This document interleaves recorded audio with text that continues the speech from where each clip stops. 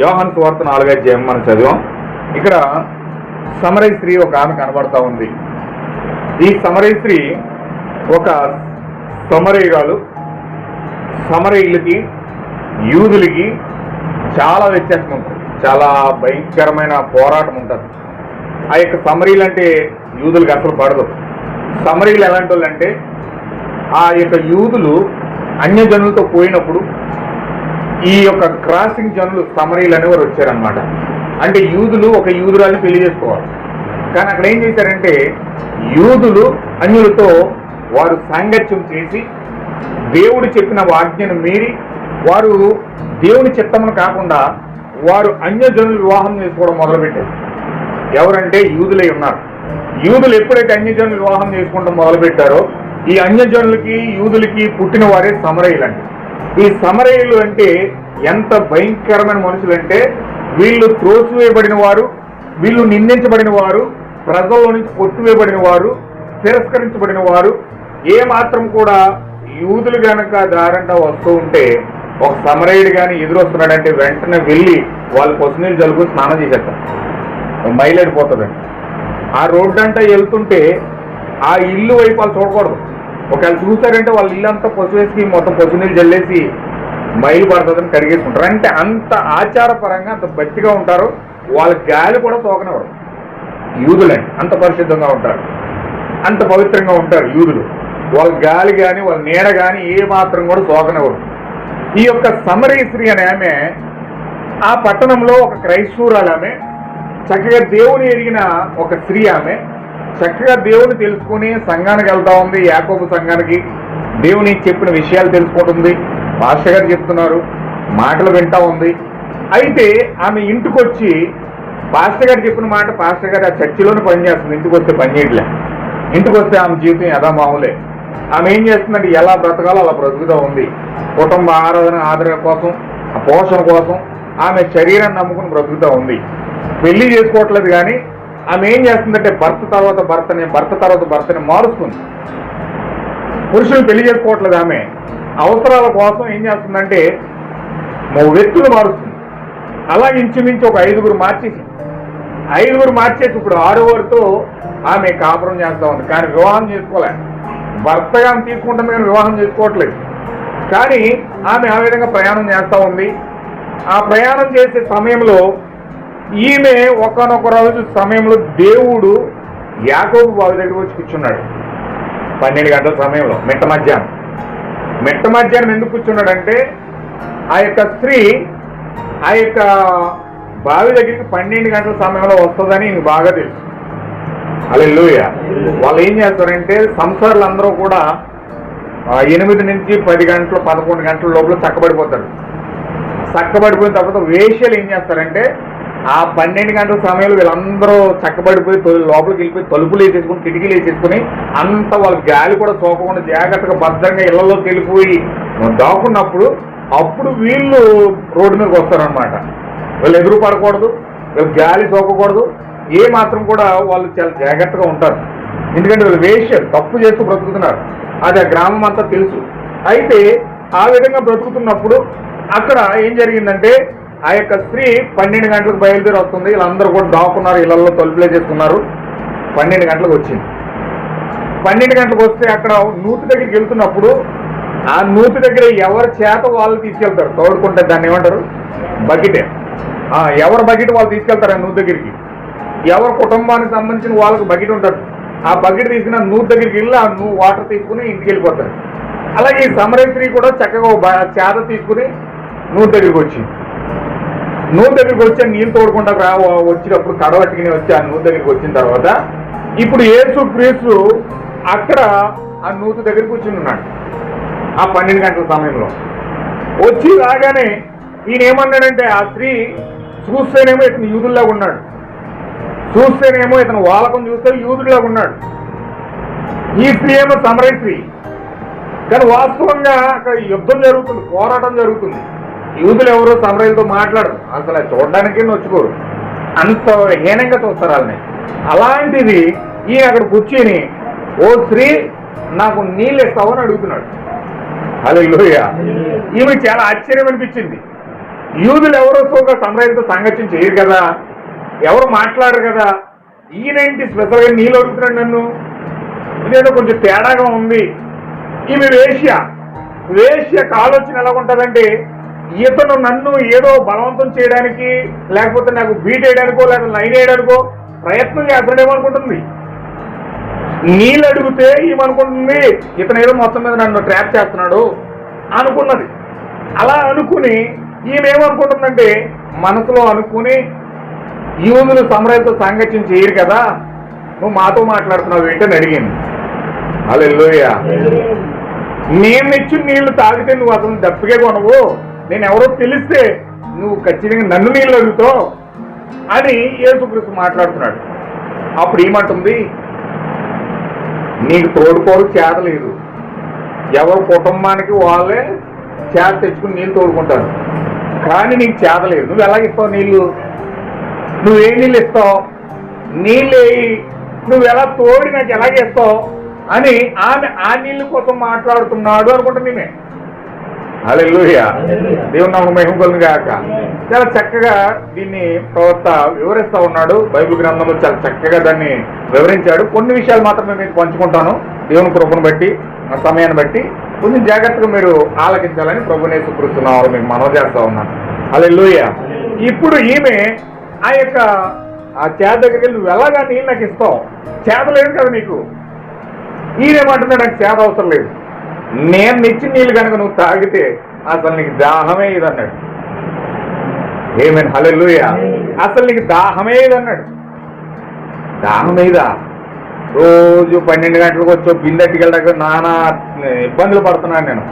నన్ను చూసి అందరూ తలుపులు వేసుకుంటారు, నా మైలు పడిపోతుందని, నేను పాపిని, నేను వేశ్యని, భర్త తర్వాత భర్త మారుతున్నానని చెప్పి నా గ్రామం అంతా నన్ను వెలేసినట్టు చూస్తుంది, నన్ను వేశ్యగా చూస్తుంది, నేను చాలా తప్పుడు మనిషిని, అందుచేత నేను రోజు నూతికడ రావడం చాలా ఇబ్బంది పడుతూ ఉన్నాను.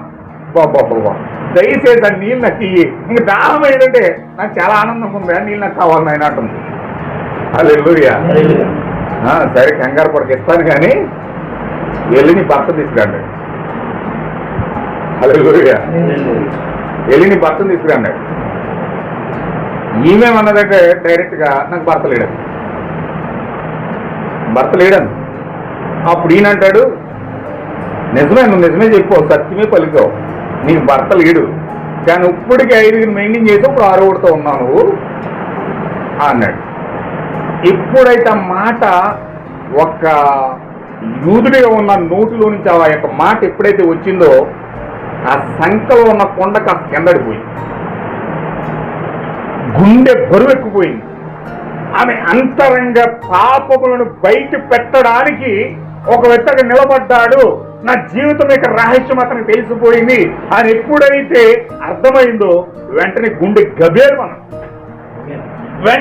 గబేరమన కొండ పడేసి ఆమె ఏమంటుందంటే, అయ్యా నువ్వు హృదయ రహస్యాలు బయటపడుతున్నావు, నువ్వెవరో ప్రవక్తలా ఉన్నావు, నాకు నువ్వు ప్రవక్తగా కనబడుతున్నావు. ప్రవక్త తప్ప ఎవరు కూడా హృదయ రహస్యాలు బయట పెట్టలేడు. ఏ పాస్టర్ పెట్టలేడు, ఏ అపోస్తులు పెట్టలేడు, ఏ బోధకుడు పెట్టలేడు, ఏ సంఘము కూడా బయట పెట్టలేదు. బయట పెట్టాలంటే ఒక వ్యక్తి హృదయ రహస్యాలు బయట పెట్టాలంటే ప్రవక్త భూమిపైకి రావాలి. హల్లెలూయా. ఒక ప్రవక్త భూమిపైకి రావాలి. ప్రవక్త వస్తే హృదయ రహస్యాలు బయట పెడతాయన్న సంగతి ఈ వేశ్య అయిన సమరయ స్త్రీకి తెలిసిందండి. ఏమైనా హల్లెలూయా. జాగ్రత్తగా మీరు గమనించాలి సుమా. హృదయ రహస్యాలు బయట పెట్టాలంటే భూమిపైకి ప్రవక్త రావాలి. మీరేం ఆలోచిస్తున్నారు నాకు ఏం తెలుస్తుంది?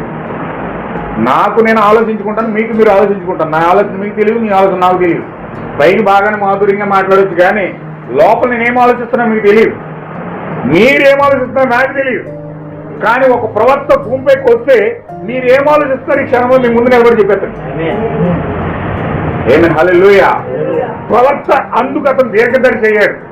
దీర్ఘదర్శిని ఎందుకంటారంటే, ప్రవక్తను ఎందుకంటారంటే, ప్రవచించి వాడు ఏం ప్రవర్తిస్తాడంటే మీరేం ఆలోచిస్తున్నారో మీ ఆ క్షణంలో చెప్తాడు. హల్లెలూయా. మనమంటే ప్రార్థన చేసి అతను ఏం ఆలోచిస్తున్నాడో కనుక్కోవడానికి, అతని జీవితంలో ఏం జరుగుతుందో తెలుసుకోవడానికి ప్రార్థన చేసి ఒక కళ వస్తుందో, ఒక దర్శనం వస్తుందో, లేకపోతే ఏదో ఒక వారం రోజులకు తెలుస్తుందో, 2 వారాలు తెలుస్తుందో, 3 వారాలు తెలుస్తుందో, నెల రోజులు తెలుస్తుందో తెలియదు. మనం ప్రార్థన చేయగా ఒక విషయం కోసం ప్రార్థన చేస్తే ఏదో ఒక సన్నివేశం ఒక కళ రూపంలోనో ఒక ప్రవచన రూపంలోనో మనకు తెలుస్తుంది. హల్లెలూయా. కానీ ప్రవర్తలకు కాదండి, మన ఎదుట నిలబడి ఉన్నట్టుగానే మనం ఏం ఆలోచిస్తున్నామో, మన జీవితం ఏంటో, మనం ఏమై ఉన్నామో, మనం ఎక్కడికి వెళ్తామో, ఎప్పుడు చనిపోతామో, ఎప్పుడు బ్రతుకుతామో, మన జీవితం ఏం జరుగుతుందో మొత్తం చెప్పేది. హల్లెలూయా. ఆ విషయం ఈ యొక్క సమరయుడికి తెలిసింది. అంటే ఈ యొక్క ప్రవక్త భూమిపైకి వస్తే హృదయ రహస్యాలు బయలుపరుస్తాడని ఆ యొక్క సంగతి సమరయుడికి తెలుసండి. ఆమె పాపం చేస్తుంది, భర్త తర్వాత భర్తను మారుస్తుంది, ఆమె వేశ్యగా మారింది, తప్పుడు జీవితం చేస్తా ఉంది. కానీ ఆమె జీవితంలో ఒక ప్రత్యక్షత ఉంది, ఒక రెవల్యూషన్ ఉంది. ఎలాంటి రెవల్యూషన్ అంటే, ఎలాంటి ప్రత్యక్షత అంటే, దేవుడు భూమిపైకి ఒక ప్రవర్తన పంపిస్తాడు, ఆయన వస్తే హృదయ రహస్యాలు బయట పెడతాడు. హల్లెలూయా. ఈరోజు బైబిల్ పండితులకి ప్రవక్త చేంజ్ చేస్తాడో కూడా తెలియదు. పెద్ద పెద్ద థియాలజీ పాస్టర్లకి, పెద్ద పెద్ద బిషప్లకి, రెవరెండ్లకి, కార్డినల్స్కి తెలియని ఆ విషయాన్ని ఒక పాపము చేత పట్టబడిన స్త్రీకి తెలిసిందండి. ఆమేన్. హల్లెలూయా. బిషప్లకు తెలియని విషయం, కార్డినల్స్ తెలియని విషయం, పోపులకు తెలియని విషయం, పెద్ద పెద్ద పాస్టర్లకి, రెవరెండ్లకు తెలియని విషయం ఆఫ్టర్ ఒక పాపం చేయే ఒక వ్యభిచార స్త్రీకి తెలిసింది. హల్లెలూయా. చూడండి, చాలా మంది తప్పుడు జీవితం చేస్తూ ఉంటారు, తప్పుడుగానే బ్రతుకుతూ ఉంటారు. వాళ్ళ జీవితాలు చూస్తే చాలా తప్పుడుగా కనపడతాయి, కానీ వాళ్ళ హృదయాలలో దేవుడు ఒక అమూల్యమైన వజ్రం లాంటి ఆలోచన పెడతాడు. హల్లెలూయా. వాళ్ళు చూడడానికి వికారంగా కనపడతారు, వాళ్ళు చూడడానికి చాలా భయంకరంగా కనపడతారు, వాళ్ళ జీవితంలో ఏమి ప్రత్యక్షత లేనట్లుగా వారు కనపడతారు. హల్లెలూయా. దేవుని మహిమ కలుగును గాక. అయితే వారి జీవితాల్లో దేవుడు ఒక అమూల్యమైన పాత్రను పెట్టి, దేవుడు ఒక ప్రత్యక్షతను వారి జీవితంలో పెట్టి వారిని అంతరంగికంగా నడిపిస్తూ ఉంటాడు. హల్లెలూయా.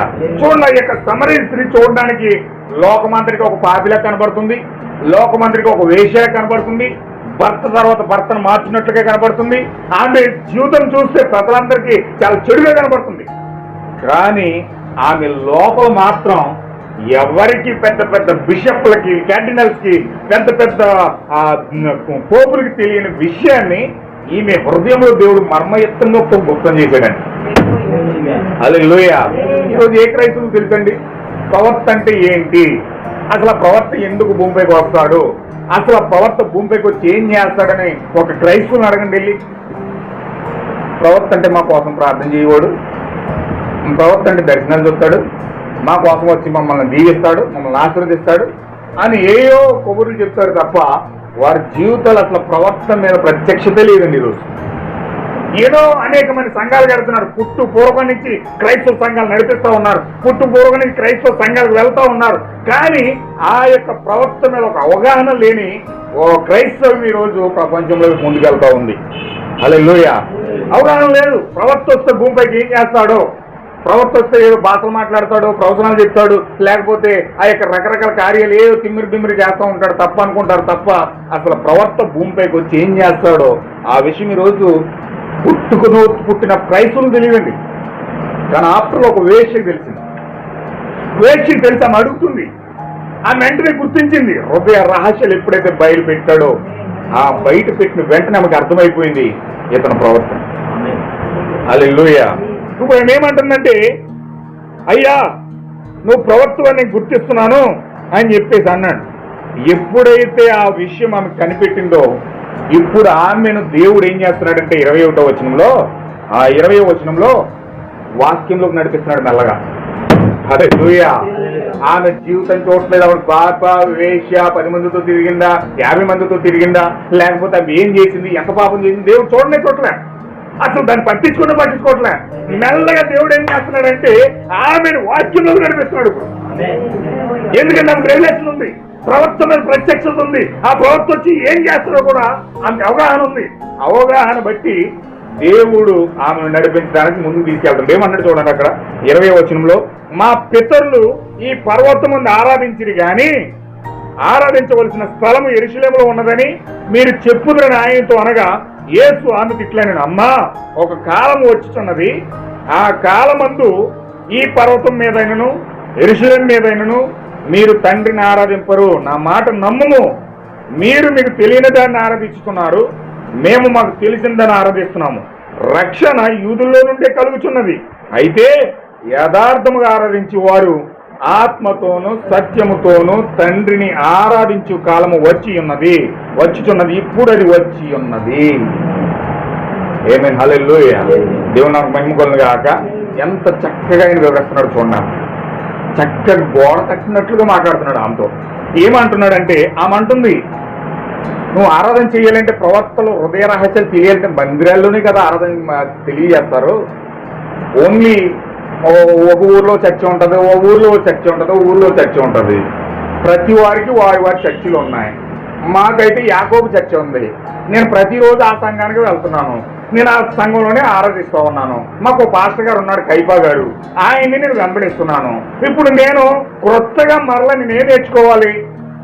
ఇప్పుడు నువ్వు చెప్పే మాట నాకు అర్థం కావట్లేదు.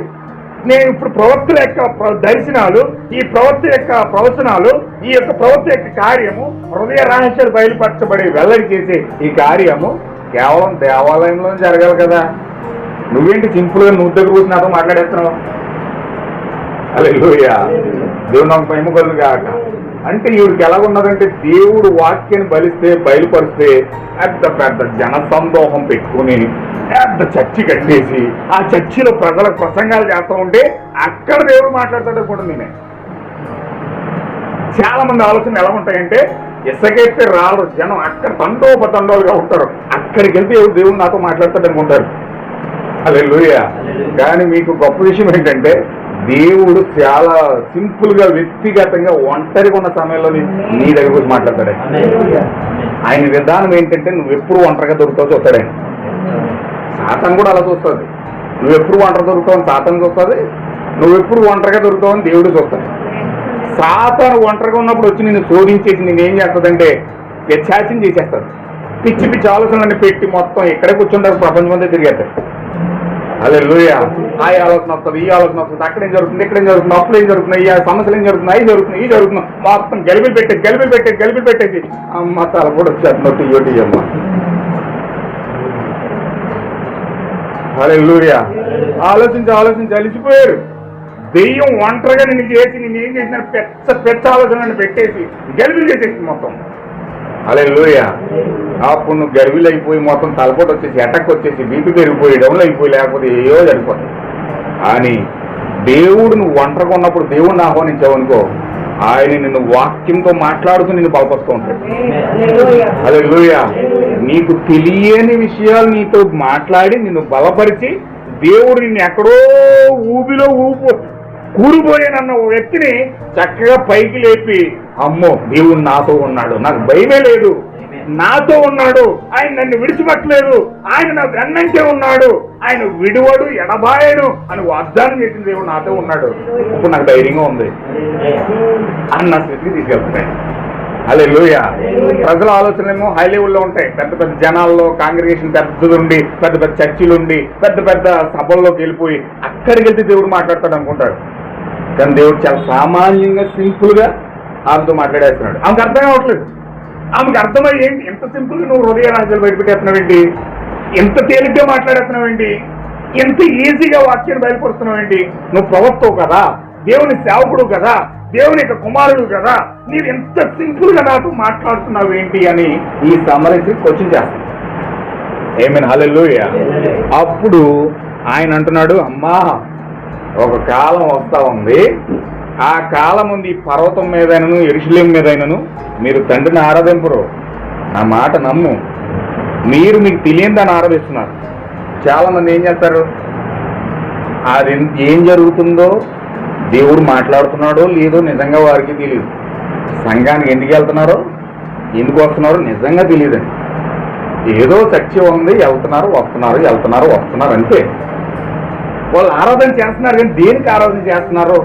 రాయికి ఆరాధన చేస్తున్నారా, విగ్రహానికి ఆరాధన చేస్తున్నారా, బలిపీఠానికి ఆరాధన చేస్తున్నారా, పాస్టర్కి ఆరాధన చేస్తున్నారా? హల్లెలూయా. ఎవరికి ఆరాధన చేస్తున్నారు తెలియకుండానే వీరు అనేక రీతులుగా వీరు దేవుణ్ణి ఆరాధిస్తున్నారు. నిజమైన ప్రత్యక్షత లేదు. ఈరోజు క్రైస్తవులను అడిగితే దేవుడు ఎవరు అని అడిగితే నిజంగా ఒక అవగాహన లేదండి. కొంతమంది యెహోవా దేవుడు అంటారు, కొంతమంది యేసుక్రీస్తు దేవుడు అంటారు, కొంతమంది ముగ్గురు దేవుళ్ళు అంటారు, కొంతమంది ఒకే దేవుడు యెహోవా యేసుక్రీస్తు నరుడు అంటారు. హల్లెలూయా, దేవునికి మహిమ కలుగును గాక. కొంతమంది యేసుక్రీస్తు దేవుడు అంటారు, యెహోవా దేవుడు అని ఒప్పుకోరు. ఇలాగే రకరకాల గలిబిలి. కొంతమంది ముగ్గురు దేవుళ్ళు అంటారు, కొంతమంది ఒక దేవుడు అంటారు, కొంతమంది ఏమో రకరకాలుగా మాట్లాడతారు. బైబిల్ని మనం ఆరాధించాలి, దేవుణ్ణి ఆరాధించాలంటారు, సంఘాన్ని ఆరాధిస్తారు. క్రిస్మస్లు వద్దంటారు కొంతమంది, క్రిస్మస్లు చేయమంటారు కొంతమంది. హల్లెలూయా. కొంతమంది చిలకరింపిస్తారు, కొంతమంది బాప్తిజం అగ్ని కింద ఇస్తారు, కొంతమంది ఏమో ముంచుతారు, కొంతమంది ఏమో చొప్పులేస్తారు. ఇలాగా ఎవరికి వారు నచ్చినట్లుగా వారి వారి సంఘ విధానాలు బట్టి వారు పాస్టర్ గారు వారికి నేర్పిస్తున్న విధానం బట్టి వారు బతి చేసుకుంటూ వెళ్ళిపోతారు. హల్లెలూయా. అమ్మ వాక్యం ఇలా ఉంది కదా, నువ్వు ఎందుకు ఇలా చేస్తున్నావు అంటే నాకేం తెలియదు, మా పాస్టర్ గారు ఇలాగే చెప్తారు, ఇలాగే చేస్తాం, మా పాస్టర్ గారు ఇలాగే చేయమంటారు, మేము అలాగే చేస్తాం. అంటే వీళ్ళకి పాస్టర్ గారి మీదో సంఘం మీదో రాయి మీదో రప్ప మీదో దేని మీదో వాళ్ళు ఒక ఐడియాలజీ పెట్టుకున్నారు తప్ప నిజంగా దేవుడు ఎవరు అనే ప్రత్యక్షత వీరికి లేదు. నిజంగా నేను దేవుడిని ఆరాధిస్తున్నానా, నిజంగా దేవుడు నాతో మాట్లాడుతున్నాడా, నేను ఆయనతో మాట్లాడుతున్నానా, వ్యక్తిగతంగా ఆయనతో నేను సహవాసం కలిగి ఉన్నానా లేదా, ఆయన నిజంగా నన్ను బలపరుస్తున్నాడా లేదా, విశ్వాసం నాలో ఉందా లేదా, ఆ విశ్వాసానికి స్థిరమైన పునాది ఉందా లేదా అని ఆలోచించే వివేచనాత్మక శక్తి ఈరోజు క్రైస్తవులు లేదని ఆరాధిస్తున్నారు. కానీ ప్రపంచం మొత్తం సాతాను అలాగే గెలుపు చేసేసాడు. హిందువులను అలా గెలుపు చేశాడు, ముస్లింలు అలా గెలుపు చేశాడు, క్రైస్తవులను అలా గెలుపు చేసేసాడు. ముస్లింలు వెళ్ళి చంద్రుని ఆరాధిస్తున్నారో, యొక్క సమాధిని ఆరాధిస్తున్నారో, లేకపోతే మసీదుని ఆరాధిస్తున్నారో వాళ్ళకి తెలియట్లే. అల్లా ఒక్కడే అంటారు, సమాధిని పెట్టుకుంటారు, చంద్రుని పెట్టుకుంటారు, ఆ రకరకాల కార్యాలన్నీ వాళ్ళు కూడా చేస్తారు. మహమ్మద్ ప్రవక్త అంటారు, సమాధి అంటారు, నా చంద్రుడు అంటారు, దేవుడు ఒక్కడే అంటారు. వాళ్ళకి కన్ఫ్యూజ్. మీ దేవుడు ఎవరయ్యా, చంద్రుడా, ఖాళీ సమాధా, మహమ్మద్ ప్రవక్త ఎవరంటే వారి దగ్గర ఆన్సర్ లేదు. అల్లాయే దేవుడు అంటారు, కనపడ్డంటారు. వాళ్ళకి కన్ఫ్యూజన్. ముస్లిం హిందువుల దగ్గరికి వెళ్తే కొంతసేపు శివుడే దేవుడు అంటారు, కొంతసేపు విష్ణువే దేవుడు అంటారు, కొంతమంది రకరకాలుగా ఆది పరాశక్తి ఉంది, వీళ్ళందరూ కలిపి ఆది పరాశక్తి ఉంది, ఆ పరాశక్తి శక్తిని మనం ఆరాధించాలని వాళ్ళు అంటారు. ముగ్గురు దేవుళ్ళు ఏ దేవుడిని ఏ దేవతను ఆరాధించాలో వాళ్ళకి కన్ఫ్యూజ్. హల్లెలూయా.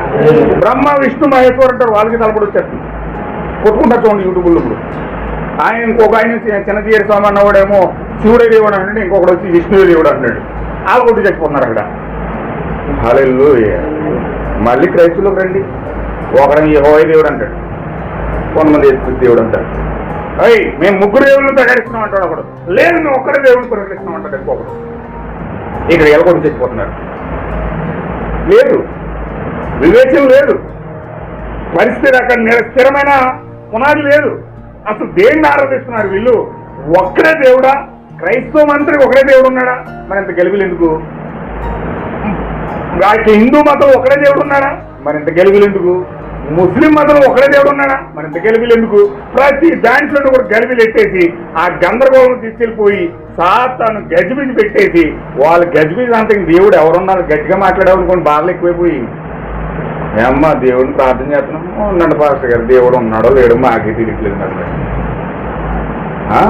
అంటారు. వాళ్ళ కష్టాలు బాధలు ఇబ్బంది వెళ్ళిపోయి అసలు దేవుడు ఉన్నాడు అంటాడండి అంటారు. అన్ని లేదు, వాళ్ళ ప్రత్యక్షత లేదు, వారి జీవితాల అవగాహన లేదు, ఉన్నాడో లేడో కూడా అన్నంత పరిస్థితులకు వచ్చేసి ఆయన కనపడ్డు, మాట్లాడటం, ఆయన కష్టం వచ్చినాడు ఓదార్తున్నాడు, బలపడుతున్నాడు, తిప్పలు పెడుతున్నాడు, బాధ పెడుతున్నాడు, ఇబ్బంది పెడుతున్నాడు, ఏం జరుగుతుందో కూడా మనకు అర్థం కావట్లేదు. సేమ్ ఈ యొక్క పరిస్థితి సమరస్త్రీ పరిస్థితి కూడా అలాగే ఉంటుంది.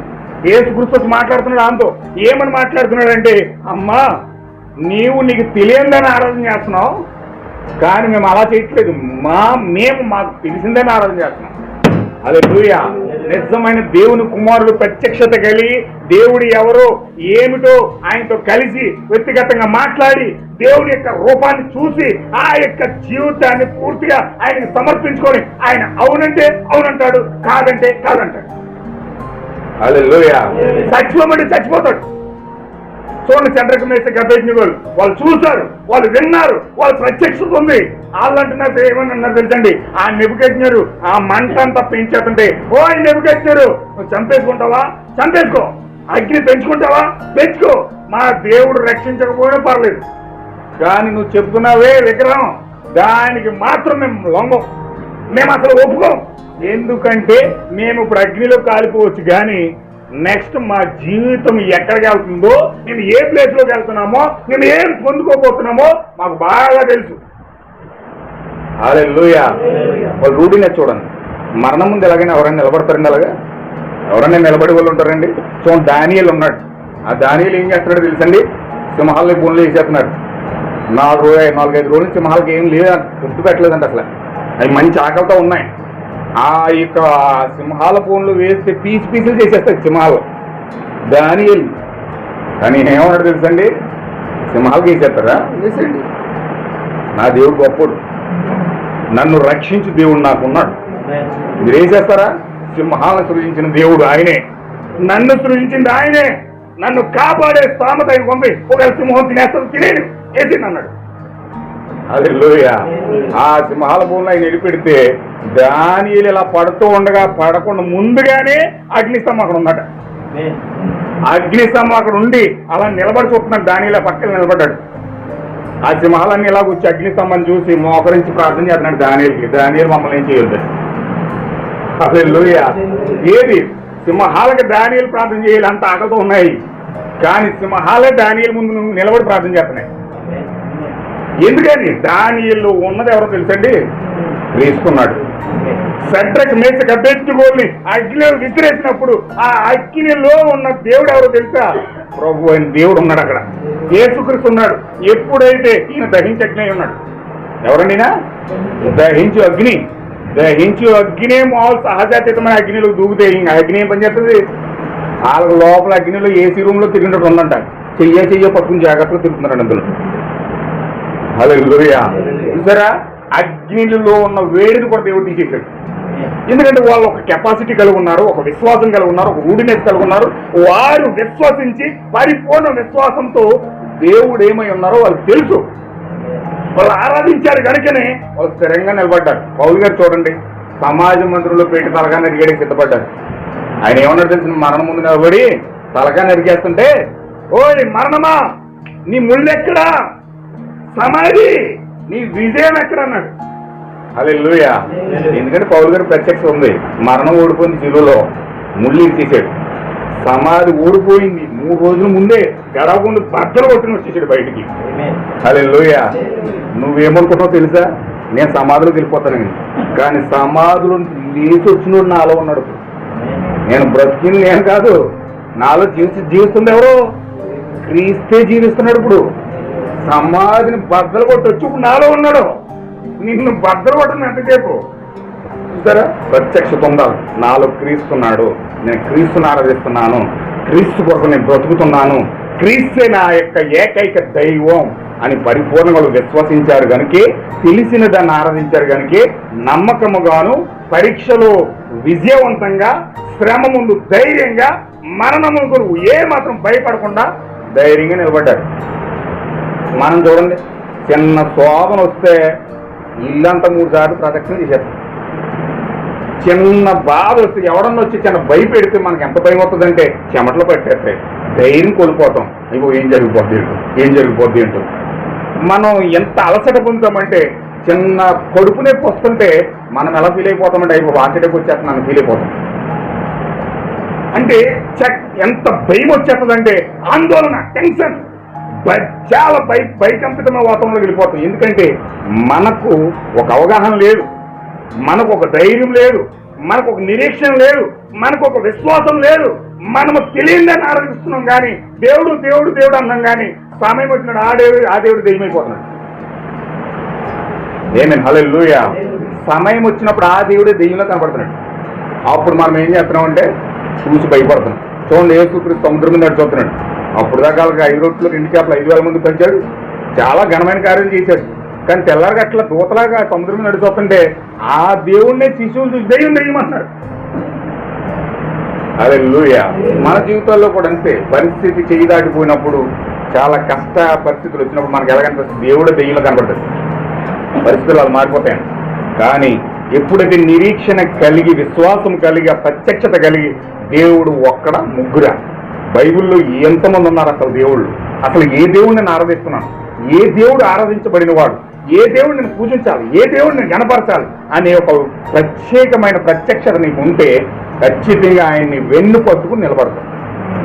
లేకపోతే అటు ఇటు తిరుగుతావు, ఆ సంఘానికి వెళ్తావు, ఈ సంఘానికి వెళ్తావు, అటు తిరుగుతావు, ఇటు తిరుగుతావు, నెమ్మది లేక ఎవరికి ఎక్కడ ఏ విధంగా పడిపోతుందో నీకు తెలియదు. అంత తప్పులాగానే కనపడుతుంది, అంత భయంకరంగా కనపడుతుంది. దేని మీద నమ్మకం ఉంచో కరెక్ట్ నీ మీద నీకే నమ్మకం ఉండదు.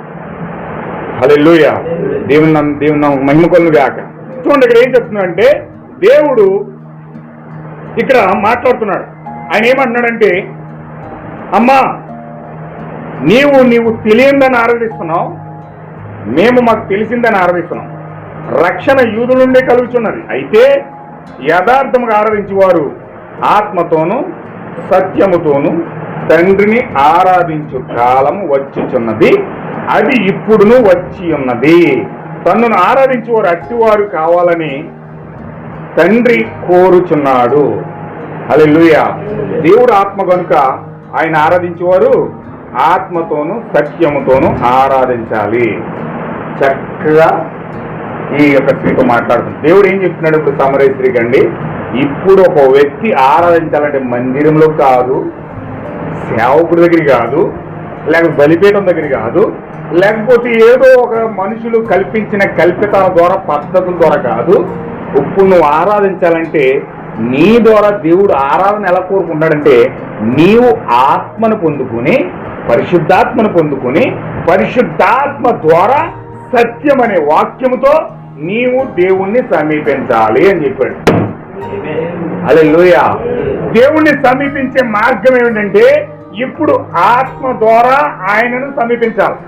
అందుకే యేసు చెప్పాడు, నా ఆత్మ లేనివాడు నా వాడు కాదు అన్నాడు. హల్లెలూయా. ఎందరైతే దేవుని కుమారులను పిలువబడుతున్నారో వాళ్ళందరూ కూడా దేవుని ఆత్మ చేత నడిపించబడతారని చెప్పాడు. హల్లెలూయా. అంటే ఇప్పుడు నువ్వు క్రైస్తవుడు అయితే, నువ్వు జీడిఎంకి వెళ్తున్నావా, నువ్వు కేథలిక్కి వెళ్తున్నావా, నువ్వు మెథడిస్ట్కి వెళ్తున్నావా, నువ్వు చర్చ్ ఆఫ్ క్రైస్ట్కి వెళ్తున్నావా, నువ్వు బాప్టిస్ట్కి వెళ్తున్నావా, నువ్వు యెహోవా సాక్షులకి వెళ్తున్నావా, ఫెలోషిప్కి వెళ్తున్నావా, హెబ్రోన్కి వెళ్తున్నావా, ఎవరిని అడగరు.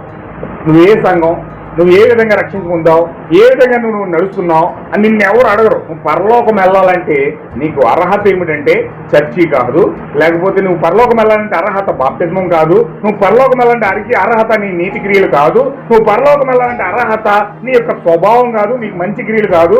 నువ్వు పరలోకం వెళ్ళాలంటే నీకు అర్హత ఒకే ఒక్క అర్హత, అది పరిశుద్ధాత్మైన. హల్లెలూయా. నువ్వు ఆశీర్వదించబడాలన్నా, దేవుని యొక్క ప్రత్యక్షత పొందుకోవాలన్నా, ఆయన ఇద్దరుగా ఉన్నాడా, ఒక్కరుగా ఉన్నాడా, ముగ్గురుగా ఉన్నాడా తెలుసుకోవాలన్నా, బైబిల్ మర్మమంతా నీకు అర్థమవ్వాలన్నా, అసలు దేవుడే నీకు అర్థమవ్వాలన్నా, నువ్వు నీ కోసం నువ్వు తెలుసుకోవాలన్నా, అసలు నీ జీవితం ఏమై ఉందో, నువ్వు ఎందుకు పుట్టావు, ఎందుకు బతుకుతున్నావు, ఎందుకు తింటున్నావు, ఎందుకు తాగుతున్నావు, ఎందుకు చచ్చిపోతున్నావు, అసలు నీ జీవితం యొక్క మూల ఉద్దేశం ఏంటి, దేవుడు నీ భూమిపైకి ఎందుకు పంపించాడు, ఈ విషయాలన్నీ నీకు అర్థమవ్వాలంటే నీకు ఒకే ఒక మార్గం, అది పరిశుద్ధం. హల్లెలూయా. మనము పుట్టిన మొదలుకొని చనిపోయే వరకు అసలు మన ఉద్దేశాలు ఏంటో, అసలు మనం ఎందుకు చనిపోతున్నాము, ఏ ఉద్దేశం కొరకు భూమి మీదకి వచ్చామో, ప్రతి వానికి దేవుడు ఒక్కొక్కరికి ఒక ఉద్దేశం పెట్టాడు దేవుడు. హల్లెలూయా. ప్రతి వానికి ఒక బాధ్యత ఉంది భూమి మీద, ప్రతి వానికి ఒక క్రియ ఉన్నది భూమి పైన, ప్రతి వానికి ఒక పని ఉన్నది. దేవుడు ఒక పని పెట్టి భూమి మీద పంపిస్తున్నాడు.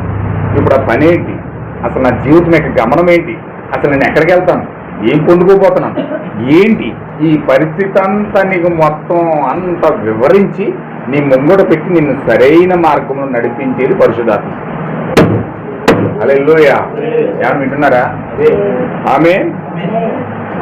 8 అయిపోతుంది. నేను 8 గంటలకు ముగిస్తాను. 15 నిమిషాలు ఉంది. కొంచెం జాగ్రత్తగా ఈ 15 నిమిషాలు కొంచెం జాగ్రత్తగా మీరు వినాలి. దేవుడు మీ జీవితాల్లో ఆ ఘనమైన కార్యాన్ని ఏంటో మీరు చూడాలి ఖచ్చితంగా. అయితే గొప్ప విషయం ఏంటంటే, నేను దీన్ని పొడిగించాలనుకోవట్లేదు, చాలా ఇంచుమించు 4-5 సబ్జెక్టులు ఇందులో నుంచి నేను చెప్పాలి, కానీ అంతా నేను చెప్పను. జస్ట్ మీకు అర్థమయ్యేటట్లుగా దేవుడు కొన్ని వారాలు మనకి ఇచ్చాడు కాబట్టి ఇక్కడ కొన్ని విషయాలు చక్కగా వాక్యం వెంబడి వాక్యం, ఈ వాక్యం తీసుకుని నేను 2-3 వారాలు చక్కగా మీకు నేర్పించడానికి ఇష్టపడతా ఉన్నాను. హల్లెలూయా. ఒకేసారి మీకు ఈ విషయాలన్నీ చెప్పినా అర్థం కావు. ఒక వ్యక్తికి 2 రోజుల నుంచి అన్నం తినలేదు కదని చెప్పేసి 4 రోజులు బిర్యానీ పట్టుకు చెట్టుకొని పెట్టామనుకో, వెంటనే కడుపు పేలిపోతుంది. అలా పెట్టుకోడు. హల్లెలూయా. అందుచేత ఎంత వరకు కడుపు పట్టాలో అంతవరకే తినాలి. ఎక్కువ తిన్నామన్నా మనం గ్యాస్ పెరిగిపోతుంది, మళ్ళీ అరుగుదల అవ్వదు. అందుచేత మనం ఎంత తినాలో అంతే తింటాం. దేవుడు సహాయం మేరకు పరిశుద్ధాత్మతో మనము అంతవరకే నేర్చుకోవడానికి ప్రయత్నించాలి. హల్లెలూయా. అయితే ఇక్కడ చూడండి, ఈరోజు ఈ యొక్క సమరయ స్త్రీ ఇక్కడ ఒక విశ్వాసిగా ఉన్నది. ఆమె సంఘానికి వెళ్తుంది, ఆమె చక్కగా దేవుని వెంబడిస్తుంది. కానీ ఎందుకు వెంబడిస్తుందో, దేనికి వెంబడిస్తుందో ఒక బయలుపాటు అనేది ఇంక లేదండి. వెళ్తుంది, సంఘానికి వెళ్తుంది, చక్కగా పాటలు పాడుతుంది. యాకోబు పాస్టర్ గారు అక్కడ నిలబడి చక్కగా ప్రవచనాలు చెప్తున్నాడు, చక్కగా వాగ్దానాలు వివరిస్తున్నాడు, అన్ని చక్కగా నేర్చుకుంటుంది. కానీ ఈమె జీవితంలో ఒక క్లారిటీ లేదు భక్తి పట్ల. హల్లెలూయా. ఒక భక్తి పట్ల ఒక అవగాహన లేదు. నిజమైంది ఏదో, సత్యమైంది ఏదో, అసలు ఏది నేర్చుకుంటే మనం విషయం పూర్తిగా మనం నేర్చుకుంటాము, దేవుణ్ణి ఎలా పొందుకుంటాము, ఆత్మని ఎలా పొందుకుంటాము, ఆత్మ అంటే ఏంటో నిజంగా వాస్తవంగా ఆమెకు తెలియదు. ఆమె ఏం చేస్తుందంటే ఎదురు చూస్తుంది, ఎవరు అన్ని కార్యాలు బయలుపరుస్తారు. ఆమె ఏమంటుందంటే యేసుక్రీస్తు దేవుడు ప్రవక్తగా భూమిపైకి వచ్చినప్పుడు, క్రీస్తు అనబడిన మెస్సే వచ్చినప్పుడు ఈ విషయాలన్నీ బయట పెడతాడో అప్పుడు మనం తెలుసుకుంటాం అని ఎదురు చూస్తాం. హల్లెలూయా. చూడండి కింద ఒకసారి ఆ మాటలు చెప్తున్నట్టు చూడండి. 24వ వచనంలో, 24వ వచనం. అమ్మ బైబిల్ తెలదండి.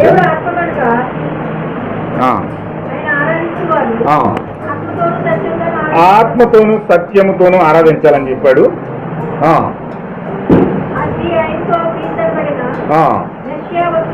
మెస్సియా వచ్చినని నేను ఎరుగుదును. ఆయన వచ్చినప్పుడు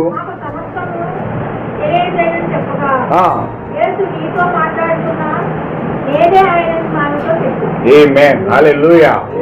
ఇక్కడ ఎంత గొప్ప విషయం బయటపడింది చూడండి. ఇప్పుడు ఆమె ప్రవర్తన గుర్తించింది, ప్రవర్త పరిచర్యను గుర్తించింది, ఆ హృదయ రహస్యాన్ని బయలుపడుతున్న ప్రవర్తన గుర్తించింది. ఎప్పుడైతే గుర్తించిన ఆమెకు వాక్యాన్ని బయలుపరిచాడు. ఇప్పుడు వాక్యం ఏ విధంగా పరుస్తున్నాడంటే ఆత్మను బయలుపరుస్తున్నాడు. అమ్మ నువ్వు సంఘానికి వెళ్ళటం కాదు, కానీ ఫస్ట్ సంఘానికి వెళ్ళడానికంటే ముందు నువ్వు ఆత్మను పొందుకోవాలి. ఆత్మ ద్వారా నువ్వు దేవుణ్ణి సమీపిస్తావు, ఆత్మ ద్వారా నువ్వు సత్యాన్ని కనుగొంటావు. అప్పుడు సర్వ సత్యములోనికి ఆత్మని నడిపిస్తావి.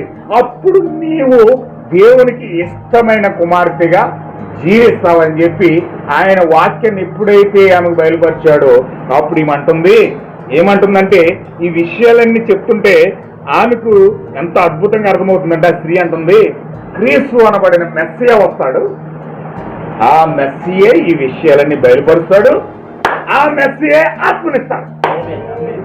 హల్లెలూయా. దేవుని నామమునకు మహిమ కలుగుగాక.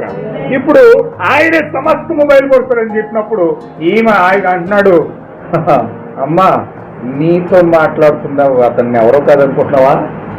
ఎవరనుకుంటున్నావు? నీతో మాట్లాడుతున్నది ఎవరో కాదు, మెస్సీ అనే మాట్లాడుతున్నాడు. హల్లెలూయా. ప్రవర్తన ఎప్పుడైతే గుర్తించిందో, ఆ ప్రవర్త పరిచర్య ద్వారా ఆత్మను పొందుకోవాలని ఎప్పుడైతే గ్రహించిందో, ఆ ఆత్మ దేవుడు ఇస్తాడు, క్రీస్తు ఇస్తాడు, మెస్సియా వచ్చి ఇస్తాడన్న సంగతి ఈయన ఎప్పుడైతే గ్రహించిందో ఆ వెంటనే అప్పుడు యేసుక్రీస్తు ఆమెకు బయలుపరుచుకుంటున్నాడు, ఆ మెస్సియా నేనే. దేవుడు మనకు మహిమ కలుగుగాక. చూడండి, పరిశుద్ధాత్మక పాస్టర్ ఇవ్వలేడండి, పరిశుద్ధాత్మక సంఘం ఇవ్వదు.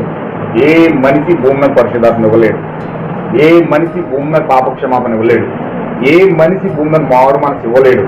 ఎవరో పాస్టర్ గారికి ప్రసంగిస్తే మారు మనసు వచ్చేది, ఎవరో పాస్టర్ గారు చెప్పేది పరిశుద్ధాత్మ వచ్చేది, ఎవరో సంఘంలో ప్రవచనాలు చెప్పేసినంత పరిశుద్ధాత్మ వచ్చేది, భాషలు మాట్లాడినంత మాత్రాన్ని పరిశుద్ధాత్మ వచ్చేది. హల్లెలూయా.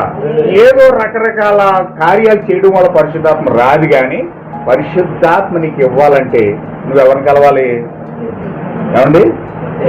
మెస్సీ అని కలుసుకో. మెస్సీ అని కలుసుకోకుండా నీకు పరిశుద్ధాత్మ రాదు. చాలా మంది ఏం చెప్తారంటే, గదిలోకి వెళ్ళి ప్రార్థన చేశాను, నాకు పరిశుద్ధాత్మ వచ్చేసింది. నేను 50 రోజులు ప్రార్థన చేశాను ఉపవాసం ఉండి, నాకు పరిశుద్ధాత్మ వచ్చేసింది. లేకపోతే నేను చాలా ఉపవాసం ప్రార్థన చేశాను, నాకు పరిశుద్ధాత్మ వచ్చేసింది. ఇప్పుడు నేను పరిశుద్ధాత్మ పూర్ణ అయ్యాను, నేను దేవుడు నాతో మాట్లాడుతున్నాడు, దేవుడే నాకు డైరెక్ట్ గా విషయాలన్నీ తెలియజేసేస్తున్నాడు. నేను ఎవరిని కూడా సమీపించక్కర్లేదు. దేవుడు నేను దేవుడు అంతే అని మాట్లాడుతున్నాడు. అలా మాట్లాడిన తర్వాత దేవుడు ఆత్మను పొందుకున్న తర్వాత దేవుని ఆత్మలా జీవిస్తారా అంటే ఆ ఆత్మ యొక్క క్రియల్లో ఒక చిన్న స్పూను అరమట్టి సింస కూడా వారి జీవితంలో కనపడుతుంది. హల్లెలూయా. పరిశుద్ధాత్మ పొందుకొని ఇక్కడ చక్కగా పాటలు పాడి ఆ దేవుని చర్చిలో దేవదూతలా కనపడతారంట. ఇంటికి వచ్చి దెయ్యాలైపోతారు. హల్లెలూయా. ఇక్కడ దేవదూతలా మాట్లాడిన వాళ్ళు ఇంటికి వచ్చి జాగ్రత్తగా దెయ్యాల బ్రతికేస్తారు. టీవీ ముందు కూర్చుని పెద్ద సీరియల్లో పెట్టుకుని అగ్నిగుండం సీరియల్ అంట వీళ్ళ అగ్నిలో దూకేస్తారు. హల్లెలూయా. అయ్యి బాబోయ్, మా సీరియల్ టైం దాటేస్తారు. ప్రార్థన మానేస్తారు కానీ టైం మాత్రం మిస్ అవ్వరు. పరిగెత్తుకొచ్చి అక్కడ కూర్చుని పోవాలంతే. ఎందుకు సీరియల్ మిస్ అయిపోతుంది. హల్లెలూయా. దేవుని మహిమ కలుగును గాక. చూడండి, మా ఇంటికాడ ఒక ఆవిడ ఉంటారు, ప్రార్థన చేసేది. అరగంట ప్రార్థన చేసేది. ప్రార్థిస్తే ఊర్లో ఎవరిని విడిచిపెట్టేది కాదు. ప్రార్థన అంతా చేసి చేసి చేసి అలిసిపోయి కష్టపడి చెమట వచ్చి భర్త వచ్చి ఇంటికి వచ్చి అన్నం పెట్టంటే ఎట్లా నేను అలసిపోలేదెట్టి, నేను పని చేయలేదెట్టి, నేను కూడా పని చేసి వచ్చాను, నువ్వెంత కష్టపడ్డావో నేనంత కష్టపడ్డాను వెళ్ళిపెట్టా అనేదాన్ని. ఇవేంటి ఎంత ప్రార్థన చేసింది అక్కడ? చర్చిలోనేమో అంత ప్రార్థన చేసింది, పెద్ద భక్తి పొరులాగా పేరు వచ్చేసింది అందరిలోని. ఇంటికి వస్తే భర్తకు అన్నం పెట్టలేక. హల్లెలూయా. ఏంటిది? పరిశుద్ధాత్మ అండి. దీని పరిశుద్ధాత్మ అంటారా? ఇక్కడ మంచి ఉద్యోగంలో ప్రసంగం చేసేస్తాడు, పెద్ద ఉద్యోగంలో ప్రసంగం చేస్తాడు. సెకండ్స్ సినిమాకి వెళ్ళిపోతాడు నైట్. ఈ పాస్టరా? పరిశుద్ధాత్మ పొందుకున్న పాస్టరా? పరిశుద్ధాత్మ పొందుకున్న పాస్టర్ అని చెప్పి ఎన్నో ప్రవచనాలు చెప్పి ఇద్దరు భార్యలు మెయింటైన్ చేసిన బోల్ మంది ఉన్నారు. ఏది పరిశుద్ధాత్మ? అది హల్లెలూయా. పరిశుద్ధాత్మ అని చెప్పి వెళ్ళి రకరకాల కార్యాల్లో, లోక కార్యాల్లో నిమగ్నమైపోయి తప్పుడు కార్యాలన్నీ పాలు పంచుకున్నాయి. అన్ని రకాల కలగలుపులు, ఆ యొక్క కూరలన్నీ తినేసి రకరకాల కలగలుపులు ప్రయత్నాలన్నీ చేసేసి ఆ యొక్క బయటికి వెళ్తే కాకి చర్చిలోకి వచ్చి పోవరే. ఇది పరిశుద్ధాత్మ. హల్లెలూయా. అంటే ఈ రోజు సంఘాల పేరు చెప్పి ఆచారాలతోనూ సిద్ధాంతాలతోనూ వాక్యము చెప్పిన ఆజ్ఞలు పాటించకుండా దేవుడు ఒకటి చెప్పి వీళ్ళు ఇంకొకటి చేస్తూ దేవుడు చెప్పిన దాన్ని పక్కన పెట్టేసి వీళ్ళు వెళ్ళిపోయి రకరకాల కార్యాలన్నింటిలో నిమగ్నం అయిపోయి మేము పరిశుద్ధులమండి, మా ప్రార్థన, మా యొక్క పాటలు, మా యొక్క ఆరాధన అన్ని కూడా చాలా స్వచ్ఛంగా ఉంటాయి, చాలా అద్భుతంగా ఉంటాయి, మేము దేవుడినే ఆరాధిస్తాం తప్ప ఇంకా దేవుడు మా దగ్గర అనే రాడండి. నువ్వు జీవించే జీవితం ఏంటి? నువ్వు ప్రవర్తించే ప్రవర్తన ఏంటి? ఇప్పుడు భర్తను చేసుకున్న తర్వాత భార్య నమ్మకం లేకుండా అటు ఇటు తిరుగుతుందనుకోండి, భర్త ప్రేమిస్తాడండి? ప్రేమించగలడా? ఇప్పుడు భర్తను చేసుకున్న తర్వాత ఆమెకు వండి పెట్టి అతనికి చక్కగా సౌకర్యాలు చేసి అతని పిల్లలను చక్కగా సౌకర్యాలు చేసి ఆలమాల చూసుకుని కుటుంబం పట్ల బాధ్యత వహించి ఒక మంచి స్త్రీలా బ్రతికితే భర్త ఆమెను చక్కగా ఆహ్వానించి చక్కగా ప్రేమించి ఆమెకు కావాల్సింది తెస్తాడు. భర్తను పక్కనెట్టేసి ఎవరు ఇష్టం వచ్చినట్టు అంతా తిరిగేసి ఊరంతా గత్తర చేసేసుకుని రకరకాల వేసాలని చేసేసి నువ్వు నాకు అది చెయ్యి, ఇది చెయ్యి, నన్ను ప్రేమించు, నన్ను దీవించు అంటే చేస్తాడండి? ఒక భౌతికమైన భర్తే దీన్ని చేయలేనప్పుడు పరలోకపు తండ్రి నీవు నీ ఇష్టానుసారంగా జీవించేసి లోకానుసార్యాల్లో కళాకల్పలు మునిగిపోయి నీ ఇష్టానుసారంగా బ్రతికేసి ప్రభువా నన్ను ఆశీర్వదించే ప్రభువా, నా ఇంట్లో కష్టం తీసే ప్రభువా, నా ఇంట్లో శోధన తీసే ప్రభువా, నా అప్పులు తీర్చే ప్రభువా, నన్ను బలపరిచే ప్రభువా అంటే నీకు చేసేస్తాడా? చేయగలడా? హల్లెలూయా. నువ్వు దేవుణ్ణి నమ్మినప్పుడు దేవుని వాక్యంతో నిలబడి యథార్థంగా బ్రతకాలి, ఆయన నీతివంతంగా బ్రతకాలి, ఆయన నమ్మకంగా బ్రతకాలి, ఆయన ఏం చెప్పాడు దాన్ని చెయ్యాలి. దేవుడు నాకు మహిమకొలుగా. అందుకే దేవుడు చెప్పాడు, ఏమన్నాడంటే ఎవరైతే నా ఆజ్ఞను గైకొని నా కట్టాలను గైకొని నేను చెప్పినట్లుగా వారు చేస్తారో వారిని నేను 1000 తరముల వరకు నేను కరుణించేవాడనై ఉన్నానన్నాడు. హల్లెలూయా. ఎవరైతే నా ఆజ్ఞను కట్టలను గైకుంటారో వారిని దీర్ఘాయుష్మంతులు చేస్తానని చెప్పాడు. హల్లెలూయా. ఇప్పుడు ఎన్నో అనేకమైన వాగ్దానాలు ఆయన కలిగి ఉన్నాడు. ఎన్నో వాగ్దానాలు మన కోసం చేశాడు. ఇంచుమించు 6,000 వాగ్దానాలు బైబిల్లో గుప్తమై ఉన్నాయి. కానీ ఒక్క వాగ్దానం మనం సమీపిస్తున్నామా, దేవుడు మనల్ని ఆదరిస్తున్నాడు అంటే ఒక్క వాగ్దానం మన జీవితంలో జరుగుతుందో లేదో కూడా మనకు తెలియదు. ఎందుకంటే మనం నమ్మకంగా లేము, మన యథార్థంగా లేము, వాక్యంతో నిలబడట్లేదు. దేవుడు ఏదైతే చెప్పాడో దాంతో నిలబడడానికి బదులుగా వేరేదేదో చేసి దేవుడి దగ్గరికి వెళ్ళి మనం దేవుడిని ఆరాధిస్తున్నాం, దేవుడిని చూపిస్తున్నాం, దేవుడిని గణపరుస్తున్నాం అనుకుంటున్నాం. కానీ నిజంగా అది దేవుడి దగ్గరికి వెళ్తుందో లేదో, ఆయన స్వీకరిస్తున్నాడో స్వీకరించట్లేదో కూడా తెలియదు. ఈరోజు అలాంటి మత గందరగోళంలోనికి ఈరోజు ప్రజలు వెళ్ళిపోయారండి. క్రైస్తవులు వెళ్ళిపోయారు. వాళ్ళు నిజంగా దేవుడిని ఆరాధిస్తున్నారో, వారి ఆజ్ఞలు ఏంటో, దేవుడు వారికి ఇచ్చిన శాసనాలు ఏంటో, దేవుడు వారికి ఇచ్చిన కట్టడలు ఏంటో ఈరోజు ప్రజలు మర్చిపోయారండి. వారి ఇష్టానుసారంగా మరిచిపోయి ప్రజలు అలా మారిపోయి తెలుసండి. ప్రకటన గ్రంథం 3:14 సార్. లవోదికలో ఉన్న సంఘపు దూతకి లాగురాయము, ఆమెనను వాడును, నమ్మకమైన సత్య సాక్షియు, దేవుని సృష్టికి ఆది అయిన వాడు చెప్పు సంగతులు ఏమనగా, నేను ఎరుగుదును, నీవు చల్లగానైనను లేవు, నువ్వు చల్లగానను వెచ్చగానను ఉండిన మేలు, నువ్వు వెచ్చగానను చల్లగానే ఉండక నులివెచ్చగా ఉన్నావు గనుక నేను నా నోట నుండి ఉమ్ము వేయనుద్దేశించుచున్నాను. ఆమేన్, హల్లెలూయా. అంటే ఈరోజు క్రైస్తవులు ఎలా మారిపోయారంటే ఇల్లు అటు చల్లగాను లేరు, ఇటు వెచ్చగాను లేరు, ఇటు లోకంలోని లేరు, ఇటు దేవునిలోని లేరు. ఇటు లోకము కావాలి, ఇటు దేవుడు కావాలి. హల్లెలూయా. ఇటు దేవుడు కావాలి, లోకము కావాలి, దెయ్యము కావాలి, దేవుడు కావాలి. ఇదేంటండి? ఎవరో ఒకరి కోసమే నిలబడాలి. దేవుడైనా ఉండాలి, దెయ్యమైనా ఉండాలి. నువ్వు కలిసిపోతే పూర్తిగా లోకంలోనే కలిసిపోవాలి, కలిసిపోతే పూర్తిగా దేవుళ్ళనే కలిసిపోవాలి. కానీ ఇటు అడుగు అటు అడుగు. నువ్వు సముద్రంలో ప్రయాణం చేస్తున్నప్పుడు 2 పడవలు అడిగితే ఏమవుతుందండి? నీ ఫోర్స్కి కాలు గెంటుతా ఉంటావు, ఆ పడవ వెళ్ళిపోతుంది. ఈ ఫోర్స్కి కాలు గెంటుతా ఉంటే ఈ పడవ వెళ్ళిపోతుంది. మధ్యలో పడిపోయాడు ఎవడో. ఈరోజు క్రైస్తవులు అలాగా దేవునికి చెందకుండా దెయ్యానికి చెందకుండా మధ్యలో ఆ అగ్నికొండ మన గొయ్యిలో అలా పడిపోతున్నారు. ఫోటో మాత్రం పరలోక ప్రవేశం నూతిదే, ఎవరికి తెలీదు. అటు పరలోకం వెళ్ళాడు, పాదాలం వెళ్ళాడు. హల్లెలూయా. దేవుడు నాకు మహిమ కలుగును గాక. చూడండి, ఇక్కడ ఏమంటున్నాడంటే వీళ్ళు చల్లగాను లేరు, వెచ్చగాను లేరు, నులివెచ్చగా మారిపోయారు. అంటే ఏదోట్లే అవకాశం వచ్చినప్పుడు వినియోగించుకోవాలి కదా. వచ్చిన అవకాశం వాడేసుకుని సరిపోదు కదా. మన పిల్లలు బ్రతకాలి, మన కుటుంబం బ్రతకాలి, ఎన్ని బ్రతకాలంటే అవకాశవాది. ప్రతి మనిషి ఈరోజు ఎలా మారిపోయాడు? అవకాశవాదులు. అవకాశం వస్తే ఒకలాగా, అవకాశం లేకపోతే ఒకలాగా, మంచి జరిగితే ఒకలాగా, చెడు జరిగితే ఒకలాగా. వీళ్ళు ఎలా మారిపోయారంటే భయంకరంగా వారి కోరు స్వార్థపూరితంగా వారి జీవితాల్ని స్వార్థంతో నింపేసుకుని ఇంకా వారి కోసం వారే బ్రతికినట్టుగా మారిపోయారు తప్ప ఎల్లప్పుడూ కూడా దేవుని కోసం బ్రతకడం కానీ, సంఘం కోసం బ్రతకడం కానీ, వేరే ఇతరుల కోసం బ్రతకడం కానీ వారి జీవితాల్లో ఏ మాత్రం కూడా లేదు. యాక్సిడెంట్ అయి పడిపోయి రోడ్డు మీద పడి కొట్టుకుంటే పక్కన వెళ్ళిపోయే జనం 4 మంది ఉన్నారు.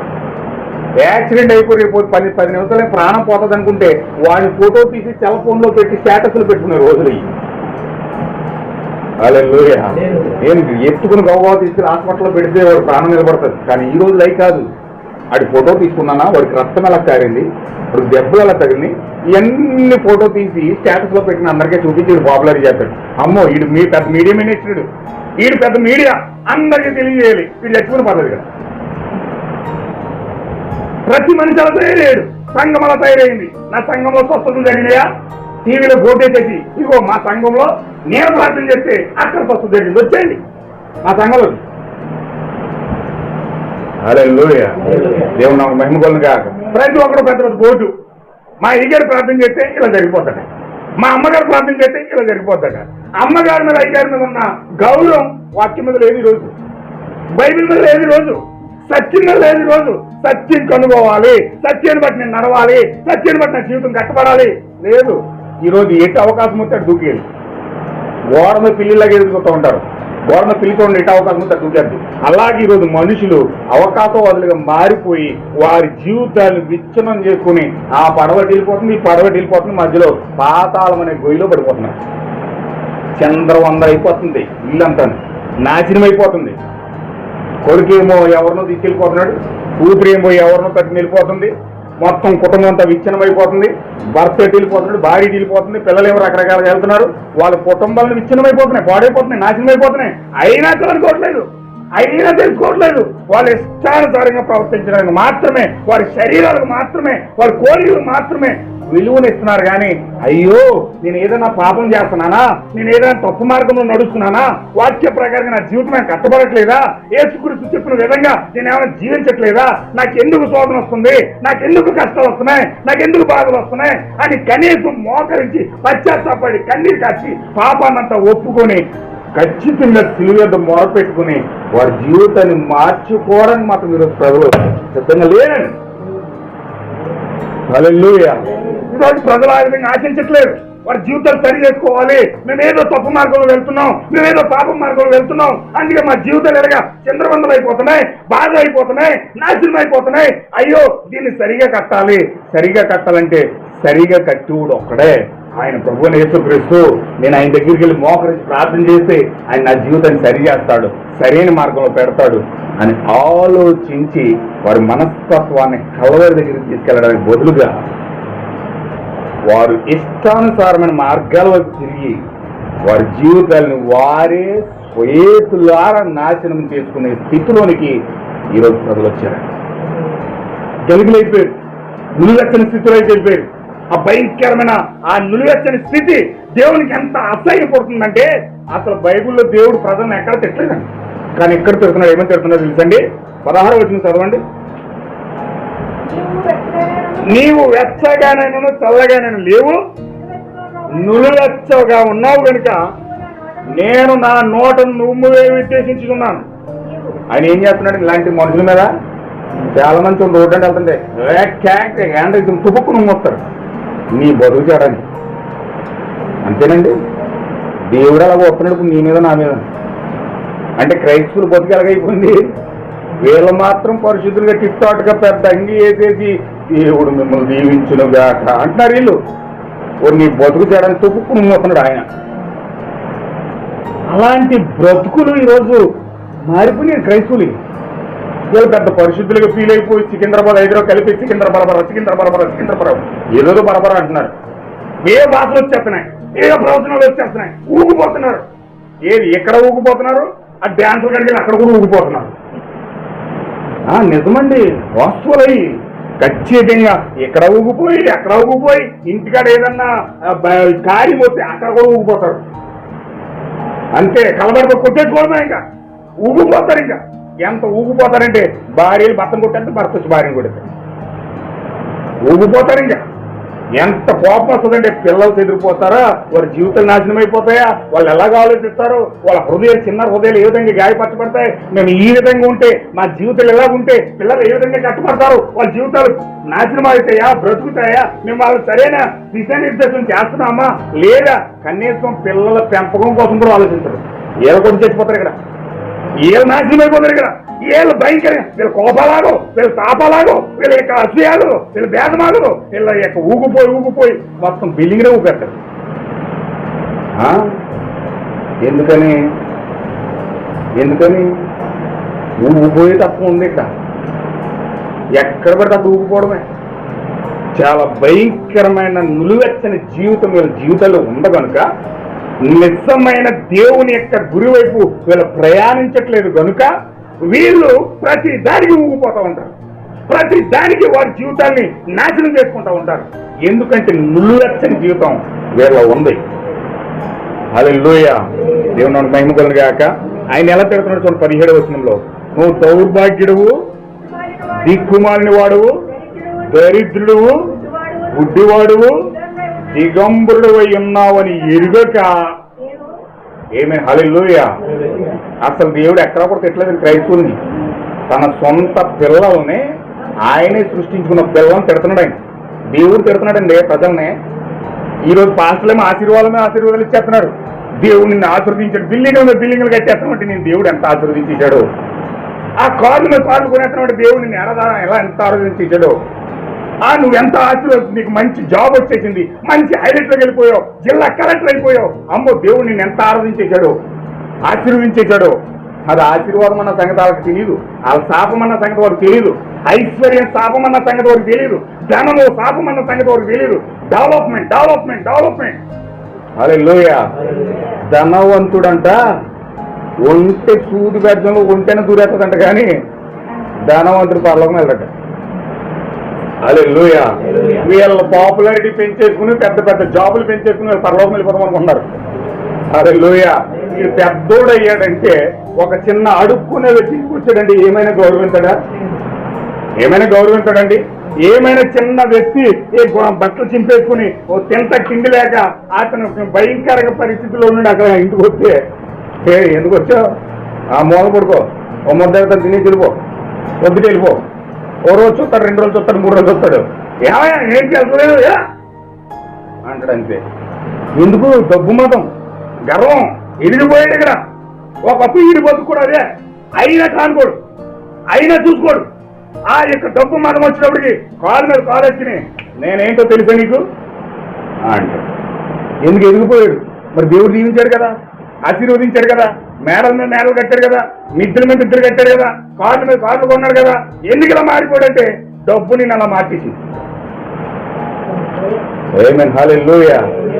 కానీ దేవుని యొక్క ఆత్మతో నింపబడిన పౌలు మాత్రం పెద్ద ధనవంతుడైంది. కార్లు, బిల్డింగ్లు, ఆ రాజ్యాన్ని 2 రాజ్యాలు కొనేంత స్తోమత పౌలు గారికి ఉంది. కానీ అన్ని వదిలిపెట్టి వచ్చి బరకాలు కొట్టుకున్నాడు. ఇక్కడ బరకాలు కొట్టుకుంటూ వర్క్ చేసాడండి. ఎందుకని దాని విలువ దానికి అర్థమైంది కాబట్టి అతడు బరకాలు కొట్టుకుంటూ వచ్చే 2 రూపాయలకి 1 రూపాయకి తీసుకుని బరకాలు కొట్టుకుంటూ స్వార్థ చేశాడు. హల్లెలూయా. ఎందుకు అలాగే చేయగలిగాడంటే ఆ సమస్తాన్ని వదిలిపెట్టి సమస్తాన్ని పెంటగా ఎంచుకొని ఎప్పుడు క్రీస్తు కొరకు ఎందుకు బ్రతికాడంటే ఆయన అంటున్నాడు, బ్రతుకుట క్రీస్తే చావు అయితే లాభం అన్నాడు. ఎందుకన్నాడు అలాగా? అతను క్రీస్తు యొక్క ప్రత్యక్షత పొందుకున్న వ్యక్తి, అతను దేవుని యొక్క ఆత్మను పొందుకున్న వ్యక్తి. దేవుని యొక్క ఆత్మ అతనిలో ఉంటే అతను జీవితం ఆ విధంగా సాదాసీదాగా మారిపోతుంది. దేనికి వాల్యూ ఇవ్వడు, కానీ ఒకే ఒక వాక్యానికి మాత్రం వాల్యూ ఇస్తాడు. హల్లెలూయా. కానీ ఈరోజు ప్రజలు అలా మారిపోయారండి, దౌర్భాగ్యులుగా మారిపోరండి. దిక్కుమొక్కు లేదంటారు చూసారా? ఓరే నీకు దిక్కుమొక్కు లేదురా ఆయన అంటారు చూసారా? ప్రజలు అలా మారిపోయారు. దిక్కు లేదు, మొక్కు లేదు, మొక్కునోడు లేడు, దిక్సూచి లేదు. దరిద్రుడు, గుడ్డివాడు, దిగంబరుడు అయి ఉన్నావని ఎరుగక మళ్ళీ ఏం చెప్పుకున్నారు? మేము పుట్టుక నుంచి క్రైస్తవులమండి, మా సంఘం ఏంటో తెలుసా? లోదరం చర్చి బ్రిటిష్ వాళ్ళు కట్టారు, అప్పటి నుంచి నేను సంఘంలోకి వస్తున్నాను తెలుసా నీకు అంటాడు. ఓరు బాగుంది. క్రైస్తవం యొక్క ఫండమెంటల్ దేవుడు ఈ పునాది మీద సంఘం కట్టాడు నీకు తెలుసా అంటే, నాకు తెలియదేంటి, నేను పుట్టుక నుంచి పుట్టాను మా సంఘంలో. నేను ఎంత సేవ చేసాను తెలుసా? 50 సంఘాలు కట్టాను పుట్టితే. మీకు ఏం తెలియదు ఎందుకని. హల్లెలూయా. గుడ్డివాడిగా ఉన్నాడంట, దౌర్భాగ్యుడిగా ఉన్నాడంట, దిగంబరిగా ఉన్నాడంట. ఏమి అన్ని పక్కనెట్టేసి ఇలా ఉన్నాడన్న సంగతి తెలియక ఆత్మ సంబంధంగా గుడ్డోడిగా ఉన్నాడు, ఆత్మ సంబంధంగా దిగంబరిగా ఉన్నాడు, ఆత్మ సంబంధంగా దౌర్భాగ్యుడిగా ఉన్నాడు. ఇవన్నీ తెలియక భౌతికంగా కార్లు సంపాదించి, బిల్డింగ్లు సంపాదించి, ఆ స్థలాలు సంపాదించి, అన్ని సంపాదించుకుని నేను పెద్ద ధనవంతుడిని, నేను క్రైస్తవుడిని అయినందుకే దేవుడు నన్ను ఎంత దీవించాడు, నేను క్రైస్తవుడిని అయినందుకే దేవుడు నన్ను ఎంత ఆశీర్వదించాడు అని గొప్పలు చెప్పుకున్నాడు తప్ప వీడి లోపల ఆత్మ సంబంధమైన కార్యాలు ఏదైనా చూస్తే అంత గుడ్డుకున్నా. ఓ దేవుని ప్రత్యక్షత లేదు, దేవుని జీవం లేదు, తగ్గింపు లేదు, దీనత్వం లేదు, ఏమి ఇక్కడ వాక్య ప్రత్యక్షత లేకుండా నాకు తెలుసని గర్వంతో ముందుకెళ్ళిపోవడం ప్రయత్నం చేస్తున్నాడు, కానీ లోపల జీవం లేదండి. హల్లెలూయా. దేవుని నాకు మహిమ కలుగు గాక. నా ప్రియమైన సహోదరులారా, అక్కడ ఆ యొక్క ధనవంతులు ఎవరంటే పరిసయ్యులు, శాస్త్రులు, సద్దుకాయలు, హేరోదీయులు. వీళ్ళందరి మధ్యలో యేసుక్రీస్తు తిరుగుతున్నాడు. వాళ్ళు సువార్త చేస్తున్నాడు, కుంటోలు కాళ్ళు ఇస్తున్నాడు, గుడ్డోళ్ళని చూపిస్తున్నాడు, చనిపోయిన లేపేస్తున్నాడు, మోగోళ్ళకు మాట ఇచ్చేస్తున్నాడు. అద్భుతమైన కార్యాలన్నీ జరిగిపోతున్నాడు మధ్యలో. ఆమేన్. హల్లెలూయా. చాలా అద్భుతంగా కదులుతున్నాడు యేసుక్రీస్తు. ఈయన ఎంత అద్భుతంగా కదులుతుంటే ఈ గ్రంథాలు చదివిన పెటాధిపతులు మఠాధిపతులు ఏకమై, ఈ పరిచయులు శాస్త్రులు సద్దుకాయలు అందరూ ఏకమై వీళ్ళు ఒక ఫెలోషిప్ ఏర్పాటు చేసుకుని, పాస్టర్ల ఫెలోషిప్ ఏర్పాటు చేసుకుని వీళ్ళు ఏం చేస్తున్నారు తెలుసా? వీడు మన సంఘాలకు వ్యతిరేకంగా బోధిస్తున్నాడు, వీడు మన యొక్క జీవితాలకు వ్యతిరేకంగా బోధిస్తున్నాడు, మనం చేసేదంత తప్పు అంటున్నాడు.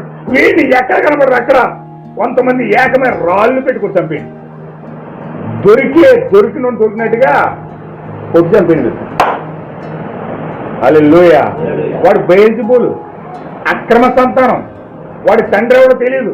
మరియమ్మ ఎవరికో రోమిడి దగ్గరికి వెళ్ళి గర్భవతి అయిపోయి ఆమె మనందరికీ ఏం చెప్తుందంటే నేను పరిశుద్ధాత్మ ద్వారా గర్భవతినని చెప్తుంది. చోదుకోరి ఆయన నమ్మకండి. అతను వడ్రింగోడు, ఆ నాన్న వడ్రింగ్ పని చేశాడు, అతను బెయల్జెబూలు, అతను అక్రమ సంతానం, అతని మాటలు నమ్మకండి. ఒకవేళ అతని మాటలు ఎవరైనా విన్నాడా సంఘంలో తెలియజేతం జాగ్రత్త, ఊళ్ళో గెంటేతం జాగ్రత్త.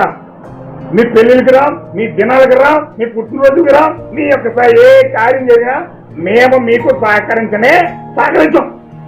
యేసుక్రీస్తు దగ్గరికి వెళ్ళారా, యేసుక్రీస్తు నామాన్ని ప్రకటించారా, మిమ్మల్ని ఏ విధంగా చేయాలో మా సంఘపక్షంగా మేము అది చేస్తాం అని చెప్పి కూటమి కట్టి శాస్త్రులు పరిచయులు సద్దుకాయలు హెరోదీలు వీళ్ళందరూ కూడా ఏకమైపోయి బైబిల్ తెలిసిన పండితులు, ప్రవచనాలు తెలిసిన పండితులు, వాగ్దానాలు తెలిసిన పండితులు, బైబిల్ని ఆ ప్రజలకి ప్రసంగించే ఆ ప్రసంగికులు చేసే విశ్వ ప్రయత్నాలు ఇవి. హల్లెలూయా. కానీ అన్యం పుణ్యం తెలియని ఏదో ఒక సాదా సీదా స్త్రీ, ఓ పాపం చేసుకుంటూ కుటుంబాన్ని జీవనం సాగిస్తున్న స్త్రీ సత్యాన్ని తెలుసుకుని, జీవాన్ని తెలుసుకుని, ఆయనే వాక్యమని నమ్మి, ఆయనే ఆది యందు వాక్యం ఉండెను, వాక్యము దేవుని యొద్ద ఉండెను, ఆ వాక్యము దేవుడై ఉండెను, ఆ వాక్యమే శరీరధారి అయి కృపా సత్య సంపూర్ణుడిగా మన మధ్యలో నివసించిన వాక్యమేనే, ఆయనే ప్రవక్త, ఆయనే మనుష్య కుమారుడు, ఆయనే మెస్సయ్య అని గుర్తించి ఈమెం చేస్తుందంటే ప్రజల మధ్యకి వెళ్ళి నా పాపమంత అంతరంగంలో ఉన్న పాపమంతా బయలుపరిచిన మెస్సియాని చూడడానికి రెండని ప్రజలకు ఏకత్వం. హల్లెలూయా. మెస్సియాని చూద్దరు కానీ రెండని సత్యాన్ని తెలుసుకుని, సత్యాన్ని గుర్తించి ఆ సువార్త చేసి ప్రజలందరినీ ఈ రోజు శ్రీనివాస్ గారు ఈ యొక్క కృపమ్మ చక్కగా దగ్గరికి కేకెత్తనట్టుగా ఆ రోజు ఆ యొక్క సమరేశ్రీ వాళ్ళందరినీ కేకేసి కూర్చోబెట్టి యేసుక్రీస్తుని వాక్యం చెప్పమాట. హల్లెలూయా. కానీ శాస్త్రులు సద్దుకాయలు పరిచయాలు పక్కన ఏం చేస్తారు తెలుసా? ఎప్పుడు అంత ఎంతమంది చూస్తున్నారు, ఎప్పుడు సిలువేసి ఎంతమంది చూస్తున్నారు. ఏంటిది దౌర్భాగ్యమైన కార్యం ఏంటంటే ప్రజలకి వాస్తవాలు చెప్పవలసిన వీళ్ళు, ప్రజలకి సత్యాన్ని చెప్పవలసిన వీళ్ళు, ఆ ప్రజలందరినీ యేసుక్రీస్తు వైపు నడిపించవలసిన వీళ్ళు సంఘాల్లో వారికి వారి దేవుళ్ళు అయిపోయి మా దగ్గరికి రండి మేము జీవం ఇస్తామంటున్నారు తప్ప నిజంగా నిత్య జీవం ఇచ్చేవాడు వస్తే అతని దగ్గరికి వెళ్ళొద్దు, ఇల్లారి చంపేస్తాను అంటున్నారు. ఎంత దౌర్భాగ్యమైన స్థితిలోకి వచ్చేసి చూడండి కండిషన్. సేమ్ ఆ రోజు జరిగినట్లు ఈ రోజు ఇక్కడ జరుగుతుంది, ఆ రోజు జరిగినట్లు ఈ రోజు ఇక్కడ జరుగుతుంది. ఆ యొక్క 33 సంవత్సరాల కుర్రాడు ఆ చిన్న వయసులో సువార్త పట్టుకుని బైబిల్ పట్టుకుని ఇది దేవుని యొక్క వాక్యము, మారు మనసు పొందండి, పరలోక రాజ్యం సమీపించింది, పరిశుద్ధాత్మ పొందుకునే గడియ మీకు వచ్చింది, మారు మనసు పొందుకోండి, పరిశుద్ధాత్మ పొందుకోండి, ఆత్మ పూర్ణులు అవ్వండి. ఆయన ప్రసంగం చేస్తూ ఉంటే ఎవరైనా పట్టుకుంటే సిలివేసిండ్రు అని పట్టుకుంటూ రాలేదు కొట్టేయండి అని చెప్పి వాళ్ళ ఫోటోలు కట్టేస్తారు. దేవుని వాక్యాన్ని నెరవేర్చడానికి వస్తే చూడండి, ఇంకా కొంచెం ఒక 5 నిమిషాలు మీరు కొంచెం చూడండి. ఇప్పుడు ఆయన ఏమంటున్నాడంటే ఆ యేసుక్రీస్తు ప్రసంగం ఎలా ఉందంటే చక్కగా ప్రసంగం చేస్తున్నాడు. ఎలాగో తెలుసండి, అయ్యా నేను భూమి మీదకి వచ్చాను, వాక్యంగా భూమి మీదకి వచ్చాను, నేను మనుష్య కుమారుడిని, దేవుని కుమారుడిని, నా కోసం దావీదు ప్రకటించాడు. 22వ కీర్తన దావీదు ఏమన్నాడు తెలుసా? నా దేవా నీవు నన్నెలా విడనాడిపోయి దావీదు ప్రవచించాడు. అది ఎవరితో తెలుసా? అది నాతో అవసరం. అది నేను రేపొద్దున సిలువలోకి వెళ్ళి మాట పలకాలి. అదిగో మేక ప్రవచించాడు. ఏమన్నా తెలుసా? మెస్సియా బెత్లెహేంలో పుడతాడని. నేను బెత్లెహేంలో నుంచి పుట్టొచ్చాను. అదిగో జక్రియా చెప్పాడు. ఏమని చెప్పాడు తెలుసా? ఆ యొక్క మెస్సియా యెరూషలేములోకి ఎలాగ అడుగు పెడతాడంటే గాడిద మీద ఎక్కువ వస్తాడని. నేను ఇంకో గాడిద మీద ఎక్కువ వస్తున్నాను. హల్లెలూయా. దేవునికి మహిమ కలుగును గాక. దావీదు ప్రవచించాడు. ఏమని ప్రవచించాడంటే నేను సిలువలో ఉన్నప్పుడు దాహం అని అరిస్తే నాకు చేదు చొరక పెడతారని చెప్పాడు.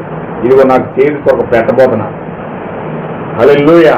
యెషయా చెప్పాడు ఏమనంటే మెస్సే భూమిలోకి వచ్చినాడు, కుంటోళ్ళు నడుస్తారు, గుడ్డోళ్ళు చూస్తారు, మోగోళ్ళు మాట్లాడతారు, అక్కడ ఒక రాజ్యమార్గం ఏర్పడుతుంది అని చెప్పాడు.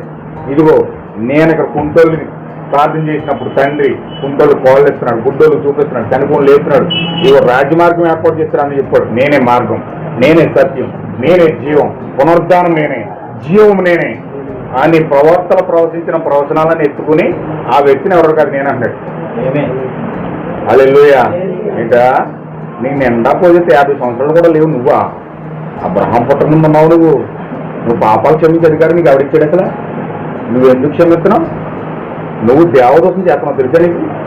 నువ్వు దేవదోషం చేస్తున్నావు, పాస్టర్ దూసేస్తున్నావు, నువ్వు ఖండిస్తున్నావు, నువ్వు ఆమె తిడుతున్నావు, నువ్వు అది తప్పండి, ఇది తప్పండి, అది తప్పండి, ఇది తప్పండి, అంతా నీదే తప్పంటున్నావు, అంతా నీదే కరెక్ట్ అంటావు, నువ్వు చాలా రాంగ్ బోధిస్తున్నావు అని చెప్పి అందరూ ఏకమైపోయి మొత్తం యేసుక్రీస్తుని పట్టుకుని ఆ యొక్క గెచ్చమాన తోటలో పట్టుకుని ఎక్కడ తీసుకెళ్ళిపోయి పిలాతు దగ్గర తీసుకెళ్ళిపోయి ఇతను దేవదోషం చేస్తున్నాడు, ఇతను మా పాస్టర్లకు విరోధంగా మాట్లాడుతున్నాడు, మా బిషప్లకు విరోధంగా మాట్లాడుతున్నాడు.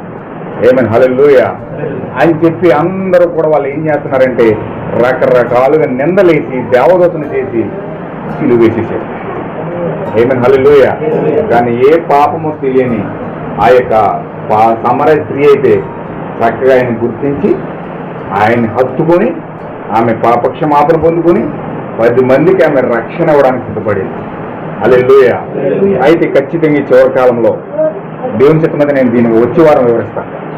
అయితే ఈ చివరి కాలంలో దేవుడు చక్కగా ఈ యొక్క చివరి కాలంలో దేవుడు ఒక వధువుని ఎన్నుకున్నాడు.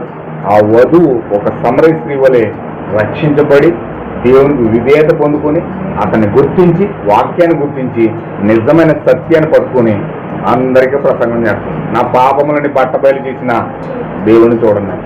ఈరోజు మనము కూడా ప్రత్యక్షత ఎప్పుడైతే పొందుకుంటామో ఆ నిజ సత్యమును ఎప్పుడైతే గుర్తిస్తామో మనల్ని మనం నమ్ముకొని ఇతరులకు కూడా సత్యం వైపు తిప్పడానికి ప్రయత్నం చేసి అనేక ఆత్మలు రక్షించడానికి మనము కూడా అందులో భాగస్థులు అవుతాం.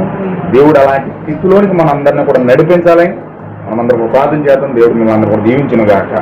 ప్రార్థన చేద్దాం.